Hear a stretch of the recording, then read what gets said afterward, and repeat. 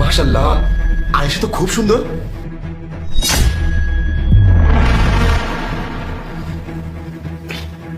আয়েশা, এদিকে এসো।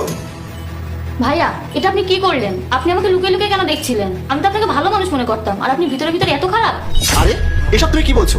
আমি তোমাকে বলেছিলাম আমার রুম নোংরা হয়েছে, পরিষ্কার করে দিতে, কিন্তু তুমি সেটা করোনি। আমি তোমাকে দ্বিতীয়বার বলার জন্য খুঁজছিলাম। আমি তোমার রুমে গিয়ে তোমাকে নামাজ পড়তে দেখে চলে আসলাম, কিন্তু তুমি কাজ না সেরে নামাজ পড়তে কেন বসেছো? ভাইয়া, সময় মতো নামাজ আদায় করা উচিত, এটা একটা ইবাদত। নামাজ কাজা করা গুনাহ। আগে কাজ না, আগে নামাজ। তাই নামাজ শেষ করে কাজটা করব। কিন্তু আপনি তো আমার চেহারা দেখে ফেলেছেন, এটা তো আপনি ভালো কাজ করেননি। আমি তো পরপুরুষের কাছে চেহারা দেখানোর গুনাহ করে ফেললাম, আর আমার স্বামীর কাছে তো দায়ী হয়ে গেলাম। আপনার জন্য আমি আমার স্বামীর হক নষ্ট করে ফেললাম। আরে আমি তো ইচ্ছা করে তোমার চেহারা দেখিনি, আর তুমিও তো ইচ্ছা করে তোমার চেহারা আমাকে দেখাওনি। তাহলে তুমি এতটা বিচলিত কেন হচ্ছ? আর আয়শা, তোর চেহারা দেখেছে তাই কি হয়েছে? তুই সবসময় মুখ বেঁধে রাখিস কেন? কিসের এত সমস্যা? তোর কি আমার ছেলেদের খারাপ মনে হয়? তুই এমন করছিস? হ্যাঁ মা, তুমি ঠিকই বলেছো। মানুষের বাসায় কাজ করে খায়, তার আবার কত কাহিনী। সবসময় মুখ বেঁধে থাকে। কোনো কথা বলার জন্য তাকে ডাকলে মাথা নিচু করে দাঁড়িয়ে শুধু হ্যাঁ না করে, কথাও বলে না ঠিক মতো। ওর অ্যাটিটিউড দেখলেই হয়ে যায়।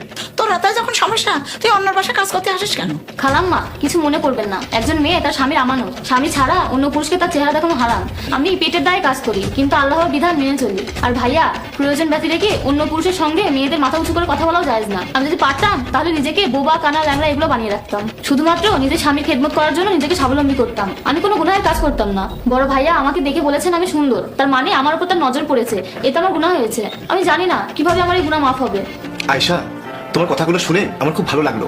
এখন আমার নিজেকে অপরাধী মনে হচ্ছে। আমি তোমাকে দেখে সুন্দর বলেছি। তুমি যে এত ধর্মপরায়ণ, আল্লাহ ভীরু, পরহেজগার, সেটা আমি জানতাম না। আর আমি এটাও জানতাম না আমি তোমাকে দেখে এই কথা বলার কারণে তোমার পাপ হবে। আমি সত্যি দুঃখিত। বাবা, আমিও আয়শার কথা শুনে মুগ্ধ হয়েছি। আমি তো তোর বিয়ের জন্য মেয়ে খুঁজছি। আমার মনে হয় তুই আয়শাকে বিয়ে করলে সুখী হবি, কারণ এরম পরহেজগার মেয়ে একজন পুরুষের কাছে সবচেয়ে দামি। মা, তুমি এটা কি বলছো? ভাইয়া যদি একটা কাজের মেয়েকে বিয়ে করে, তাহলে পাড়া প্রতিবেশী, আত্মীয় স্বজনদের কাছে কি আমাদের মান সম্মান থাকবে? সবাই যায় সিসি করবে। বাবা, এটা একটা ভালো কাজ হবে। একজন গরিব মেয়েকে বিয়ে করা একজন পুরুষের পুণ্যের কাজ। সংসার করার জন্য কে কি বললো এটা না ভেবে গুণপতি স্ত্রী পাওয়াটাই বড় কথা। হ্যাঁ মা, তুমি ঠিকই বলেছো। একজন পরহেজগার গুণবতী স্ত্রী পারে একটা সুন্দর সংসার উপহার দিতে। ধনী, আধুনিক, স্মার্ট মেয়ে হলে সমাজের কাছে বা আত্মীয়স্বজনের কাছে বাহবা পাওয়া যায়। কিন্তু সংসার তো করবো আমি। আমার কোনো আপত্তি নেই মা। আয়েশা, তোমার কি কোনো আপত্তি আছে? আমি তোমাকে বিয়ে করলে তোমার যে পাপ হয়েছে সেটা মোচন হবে, আর স্বামীর কাছে দায়ী থাকার কিছু থাকবে না, আর তোমার সব ইবাদত ঠিক থাকবে।